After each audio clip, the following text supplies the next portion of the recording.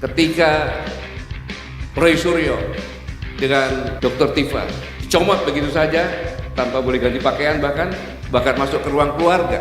Padahal kalau saya menghitung Roy Suryo dengan Dr. Tifa itu bolak-balik ke Polda itu ada mungkin 20 kali bahkan lebih, baik dipanggil wajib lapor maupun datang sendiri. Tetapi mengapa ex Badan Kepala BGN Dadan Hidayat menggunakan prosedur yang bagus kejaksaan, tetapi mengapa kepolisian melakukan seperti ini? Adab. 3, mantan pimpinannya Pak Obroseno, bintang 3 perumahan polisi, menasehati penyidiknya untuk tidak usah berangkat ke sana dengan pasal-pasal hukum yang benar, tidak dianggap. Padahal mantan atasannya, bintang 3, mantan Wakapolri. Kepolisian macam apa ini? Itu yang sangat berbahaya. Ini sudah kelihatan yang sangat menyolok sekali. Dia bukan teroris, dia bukan koruptor, tapi diperlakukan seperti Pak Obroseno bilang, seperti zaman G30 PKI.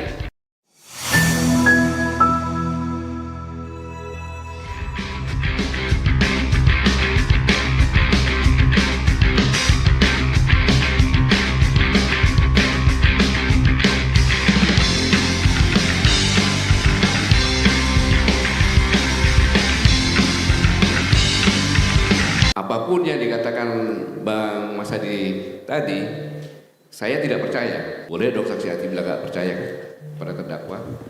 Karena menurut saya ini adalah frustasi dari puisi-puisi ada negeri berdebah dan lain sebagainya yang tidak bergaung terus kan. Akhirnya dengan cara intelektual beliau membuat buku ini merupakan protes sekaligus solusi untuk menghadapi kondisi bangsa saat ini. Mau dibilang mahkamah intelektual, mau bilang apapun juga, tapi sesungguhnya itu hanya sebagai alasan saya.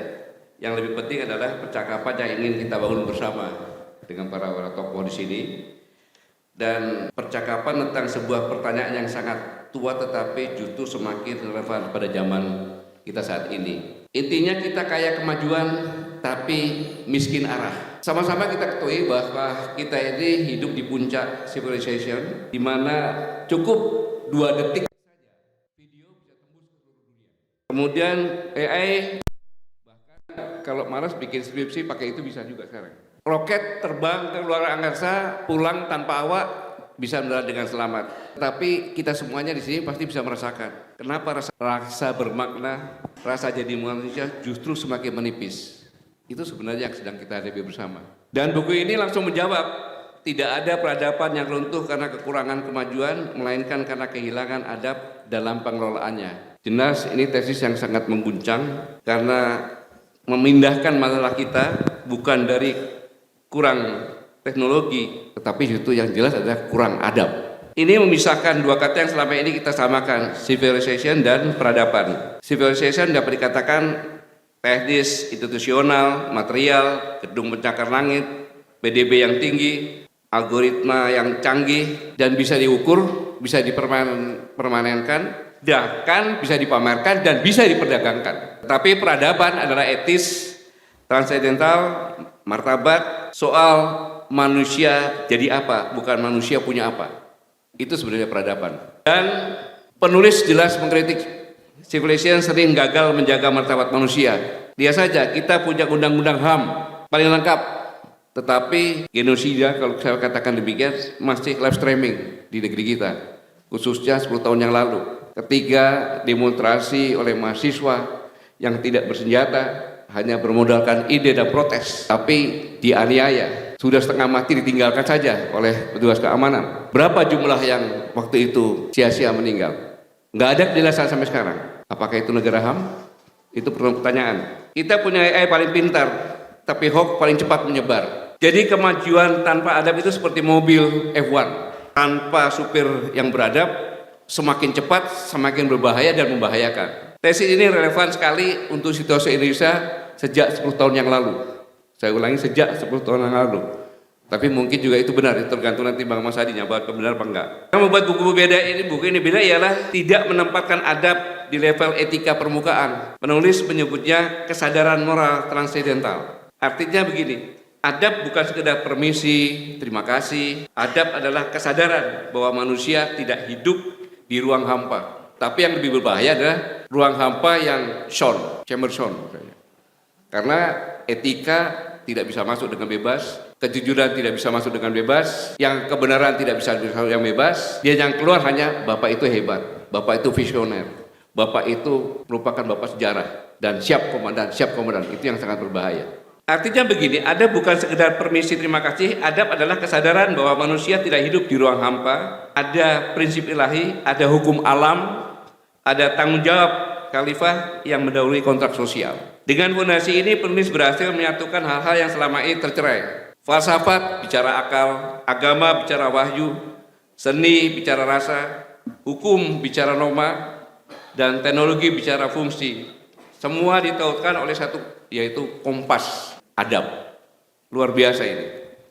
Adab akar antologis peradaban, itu sangat penting. Menggeser diskursus, kalau selama ini debatnya negara vs agama, sains vs wahyu, buku ini bilang hentikan kembali dan kembali ke akar. Apa adabnya menuntut ilmu, apa adabnya berkuasa, dan apa adabnya algoritma. Tanpa adab, ilmu jadi Frankenstein, dengan adab ilmu jadi rahmat. Beliau soalnya lulusan pesantren juga, jadi bahasanya seperti itu. Dan bagian penting yang paling gigit menurut saya, masalah HAM, bab 18. Kalau HAM cuma konsensus politik, ia rapuh. Besok bisa diganti voting, tapi kalau HAM diekstraksi dari prinsip absolut adab tentang martabat manusia di hadapan Tuhan, dia jadi tak tergoyahkan. Contoh kasus Palestina. Saat dibingkai konflik identitas, dunia pecah. Tetapi saat dibingkai pelanggaran martabat manusia universal, dunia satu suara di seluruh dunia. Dan bab 20 kisah horor jadi peringatan filosofi Marie tahun 1818 sudah mengingatkan dan bilang ilmu tanpa etika melahirkan monster. Hari ini kita lihat monster di negara yang paling canggih tetapi memperlakukan manusia seperti binatang. Bahkan tokoh agamanya mengatakan bayi-bayi Palestina harus dihabisin. Monster juga bukan sebagai makhluk saja, tapi juga algoritma, bias, senjata otonom, defect. Penulis memaksa kita etika harus mendahului ilmu pengetahuan. Saya ulangi, etika harus mendahului ilmu pengetahuan. Lingkungan hidup. Rachel Carter mengatakan lewat Silent Spring. Dia melihat apa yang juta orang lihat, tetapi hanya ia yang tergerak dan menguasai kesadaran ilahi. Jadi manusia bukan pemilik alam. Jadi krisis iklim bukan masalah teknis. Saya ulangi, krisis iklim bukan masalah teknis, tapi pelanggaran adab ekologis. Contohnya Sumatera yang baru-baru ini. Dan yang lagi kalau tidak dimanage dengan baik, Jawa Barat justru yang bisa jadi seperti Sumatera. Sama juga seperti pesta babi. Mohon maaf, di Merauke membuat suatu proyek besar tetapi tidak dengan kajian antropologi budaya. Di lahan yang ditebas sekarang ini tinggal dataran, itu ada beberapa suku dengan suku. Contohnya suku Muyu di sana. Itu kalau suku dengan suku, dia memanah babi atau menembak babi, lari ke suku lain. Walaupun tidak ada orang, tidak berani. Saya pernah bertanya, kenapa Bapak? Itu sudah punyanya suku Muyu Bapak. Kan tidak ada yang lihat. Tidak apa-apa, tidak boleh apa. Karena Tuhan juga lihat, itu orang Papua. Sehingga kalau wilayah sukunya itu dihabisin, dia tidak bisa mencari apa-apa. Inilah yang membahayakan. Sebenarnya kita sedang mencetak OPM baru. Karena dia teraniaya oleh negaranya sendiri. Makanya pada saat saya jadi dandim di sana, tahun 2017, saya membuat lembaga swadaya masyarakat Marin, masyarakat Muyu, masyarakat Asmat, di mana ada aturan kalau kita jual beli tanah walaupun 100% tapi sebenarnya yang dibeli hanya 70%, yang 30% tetap milik adat dan masyarakat sekitarnya, tapi tidak berlanjut sampai dengan sekarang. 22. Hukum dan kebijakan publik juga harus berakar pada adab. Hukum bukan sekedar pasal, kebijakan populasi bukan sekedar angka. Semua harus kembali ke pertanyaan, ini memuliakan manusia atau merendahkan manusia? Ini sangat tepat sekali dengan kondisi yang saat ini. Ketika Roy Suryo dengan Dr. Tifa dicomot begitu saja tanpa boleh ganti pakaian, bahkan masuk ke ruang keluarga. Padahal kalau saya menghitung Roy Suryo dengan Dr. Tifa itu bolak-balik ke Polda itu ada mungkin 20 kali bahkan lebih, baik dipanggil wajib lapor maupun datang sendiri. Tetapi mengapa ex Badan Kepala BGN Dadan Hidayat menggunakan prosedur yang bagus kejaksaan dengan surat perintah tanggal 29 Mei 2026 menetapkan tersangka diawali pemeriksaan sebagai saksi setelah diperoleh 2 alat bukti yang cukup oleh penyidik baru sebagai tersangka. Padahal korupsinya luar biasa, diberlakukan dengan jaksaan dengan prosedur hukum yang benar. Tetapi mengapa kepolisian melakukan seperti ini? Adab. Ketika mantan pimpinannya Pak Ugroseno, bintang 3 perumahan polisi, menasehati penyidiknya untuk tidak usah berangkat ke sana dengan pasal-pasal hukum yang benar, tidak dianggap.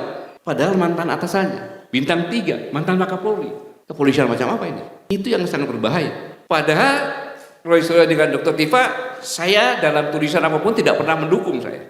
Itu biar ranahnya yang lainnya lagi.